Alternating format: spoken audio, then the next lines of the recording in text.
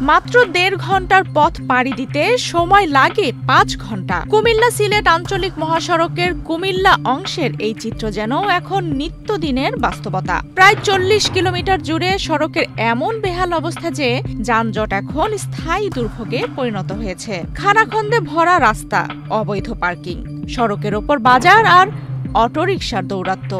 ধীরগতির এই পথযাত্রা এখন মানুষকে ভোগাচ্ছে প্রতিদিন। সরেজমিনে গিয়ে দেখা যায় কুমিল্লার বুড়িচং উপজেলার কংশননগর বাজার থেকে কালিকাপুর বাস স্টেশন পর্যন্ত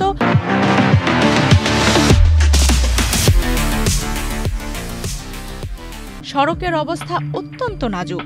দেবিদ্বার উপজেলার ফুলগাছতলা থেকে মাটিয়া মসজিদ, ভিংলাবাড়ি হয়ে কোম্পানিগঞ্জ বাজারের আগের গোমতীবাদ এলাকা পর্যন্ত একই চিত্র।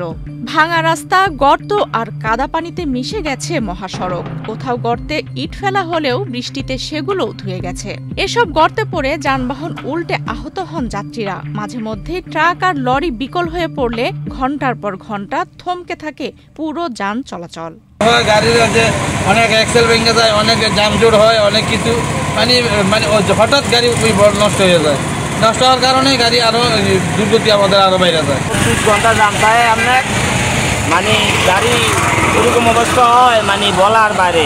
২৪ ঘন্টা জাম থাকে, কোনো কারণ নাই আপনার। যতক্ষণ রাস্তা না হইবে এতক্ষণ এই জামে থাকবো। সকালে ৭টা থেকে আরম্ভ হয়, অঙ্কের একটু গ্যাপ আছে, গ্যাপ নাই ওই এদিকে আছে, ওইদিকে গেলে আপনার গাড়ি দেখবেন জাম সিরিয়াল লেগে দিচ্ছে। স্থানীয়রা জানান সবচেয়ে বেশি ভোগান্তি পোহাতে হয় বুড়িচং উপজেলার কংশননগর বাজার এলাকায়। সকাল থেকে গভীর রাত পর্যন্ত এখানকার যানজট যেন নিত্যদিনের ঘটনা। দোকান, হকার এবং অবৈধ পার্কিংয়ে সড়ক প্রায় দখল হয়ে থাকে। ফলে সামান্য কয়েক মিনিটের পথ পেরোতেও লাগে ঘন্টার পর ঘন্টা। স্কুল কলেজের শিক্ষার্থী, চাকরিজীবী ও সাধারণ মানুষ পড়েছেন চরম দুর্ভোগে। যেখানে ১.৫ ঘন্টায় পৌঁছানোর কথা, এখন সেখানে সময় লাগছে ৩ থেকে ৫ ঘন্টা। স্থানীয়রা দ্রুত সড়ক সংস্কার করে এসব অবৈধ দখল উচ্ছেদের দাবি করছেন। দোকানপাটগুলো ভেঙে দেয়, কিন্তু আবার তারা বিভিন্ন নেতা আছে, তারা দইটা একজনে ভাঙবে আরেকজনে তোলাই দেয়। এক্ষেত্রে জনযাত্রীর খুব দুর্ভোগ পোহাইতে হয়।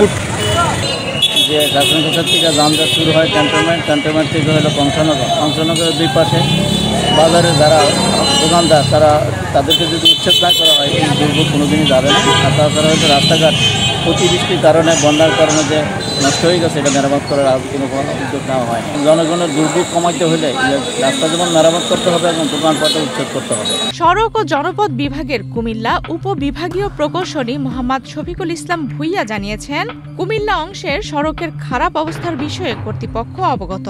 খুব শিগগিরই দেবিদ্বার ও কংশননগর এলাকায় ভাঙা অংশে ঢালাইয়ের কাজ শুরু হবে।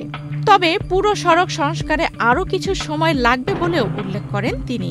আমরা বিভিন্ন পদে বিভিন্ন রকম কার্যক্রম করার জন্য অলরেডি টেন্ডার করছি। কংশননগর বাজারে রেজিস্ট্রেশন, দেবিদ্বারে রেজিস্ট্রেশন, ঢালাই করে পেমেন্টের বিষয়টা, কুমিল্লা বাড়িতে রেজিস্ট্রেশন, এছাড়াও যে আমাদের ক্যান্টনমেন্টে আমরা মেরামত করে ওখানে করি। যে ফুলগাছতলা জায়গা আছে ওখানে আমরা কাজ করতে পারি। আমাদের মাইনর কাজ থেকে বলে মেরামত কাজ থেকে ওখানে হয়, এটা সময় লাগবে, এটা এখন আমরা করাতে পারি।